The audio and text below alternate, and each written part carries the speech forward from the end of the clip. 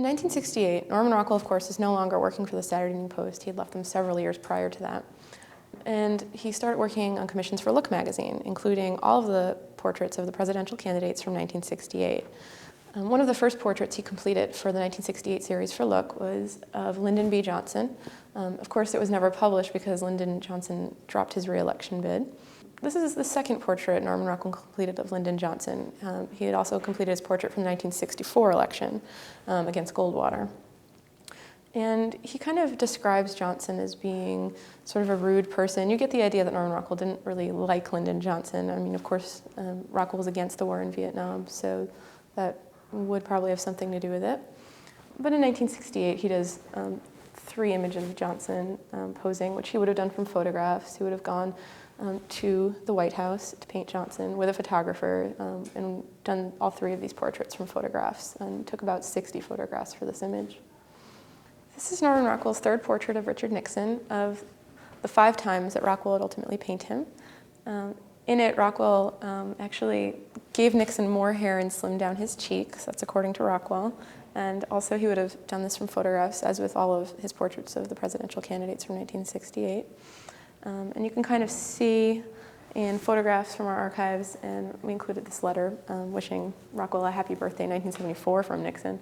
But you can kind of see how Norman Rockwell, when he went to paint Nixon's portrait, kind of showed him other portraits that he had completed of other people, including Johnson, and just portraits of people in general, to give Nixon an idea of, okay, maybe this is what you want.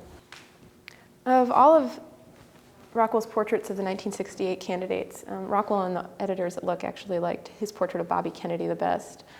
Rockwell said it's because he was so picturesque. He actually completed 2 paintings for the Look portrait. This is the version that was published. There's also a version that was not published, and looked like this one better because it was more casual, kind of with all the different hands and the eyes, and they thought it was different from the rest of the series, so they decided to publish this one instead, which was more kind of with the 3 portraits similar to the Johnson portrait. Norman Rockwell's portraits of the major candidates for the 1968 presidential election were used by the James Sterling Paper Fashions Limited company to create paper dresses with Rockwell's portraits of the candidates on them.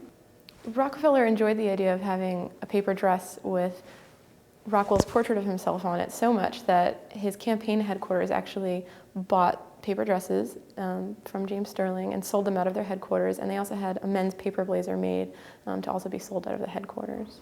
Of all of the portraits of the 1968 presidential candidates, the only one this museum doesn't own is a portrait of Ronald Reagan, who would have been then governor of California.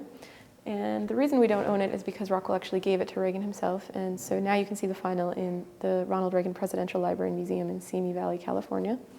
And Ronald Reagan actually helped with the campaign for Norman Rockwell Museum's new building.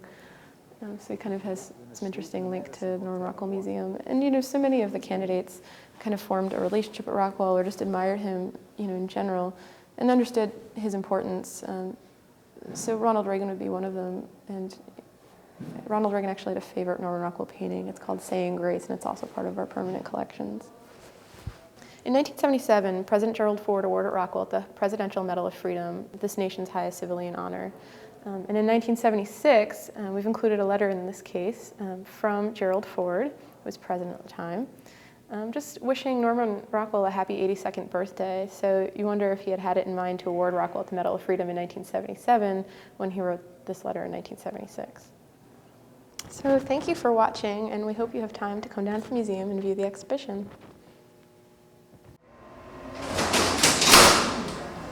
Rockwell for president, 2008.